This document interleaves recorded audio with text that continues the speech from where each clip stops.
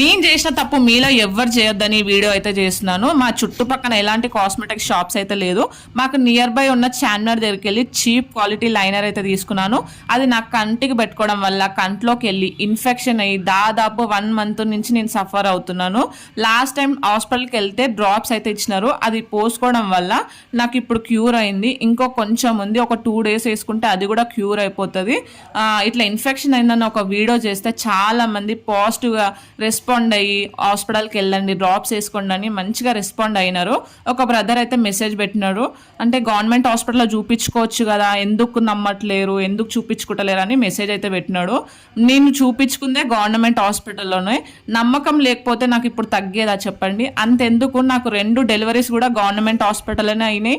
అది కూడా normal delivery, అది కూడా సేఫ్గా జరిగినాయి అనమాట.